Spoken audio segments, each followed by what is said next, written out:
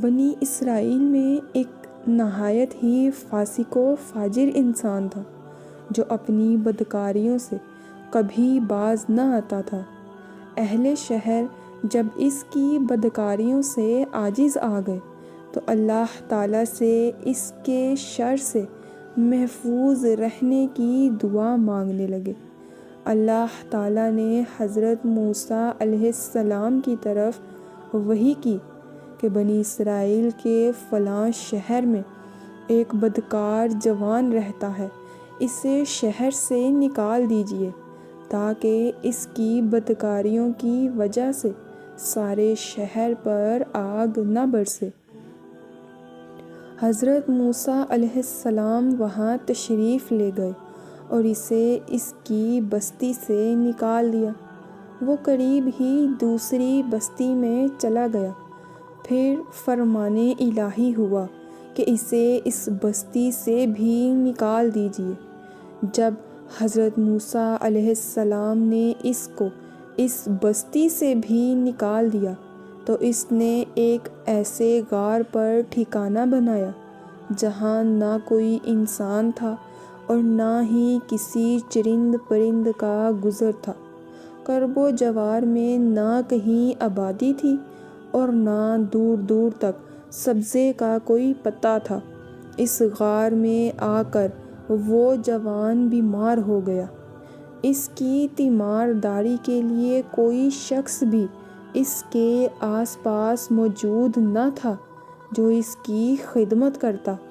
وہ ضعف و توانائی سے زمین پر گر پڑا اور کہنے لگا، کاش اس وقت اگر میری ماں میرے پاس موجود ہوتی تو مجھ پر شفقت کرتی اور میری اس بے کسی اور بے بسی پر روتی۔ اگر میرا باپ ہوتا تو میری نگہبانی، نگہداشت اور مدد کرتا۔ اگر میری بیوی ہوتی تو میری جدائی پر روتی۔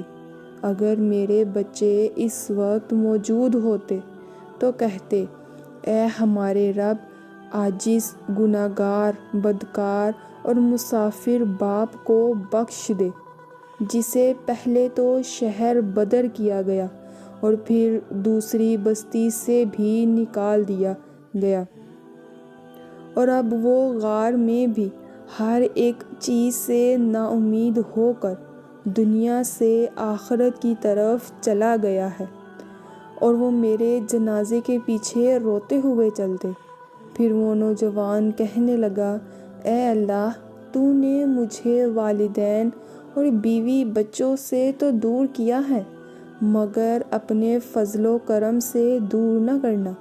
تو نے میرا دل عزیزوں کی جدائی میں جلایا ہے، اب میرے سراپا کو میرے گناہوں کے سبب جہنم کی آگ میں نہ جلانا۔ اسی دم اللہ تعالیٰ نے ایک فرشتہ اس کے باپ کے ہم شکل بنا کر ایک حور کو اس کی ماں اور ایک حور کو اس کی بیوی کی ہم شکل بنا کر اور غلامان جنت کو اس کے بچوں کے روپ میں بھیج دیا۔ یہ سب اس کے قریب آ کر بیٹھ گئے اور اس کی شدت تکلیف پر تأسف اور آہوازاری کرنے لگے۔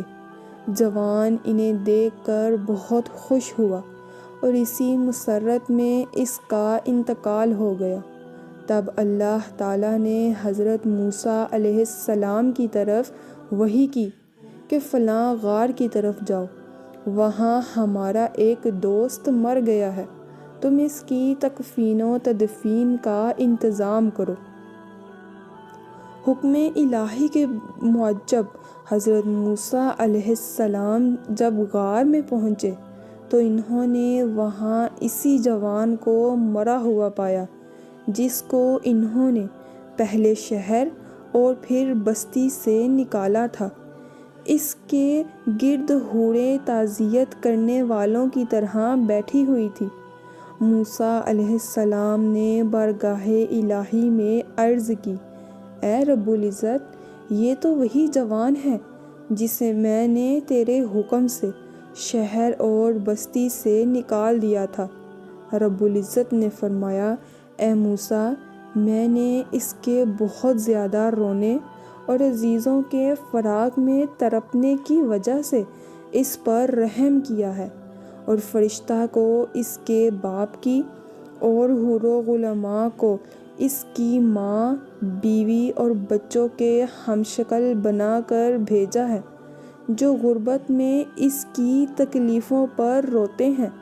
جب یہ مرا تو اس کی بے چارگی پر زمین و آسمان والے روئے، اور میں ارحم الراحمین پھر کیوں نہ اس کے گناہوں کو معاف کرتا۔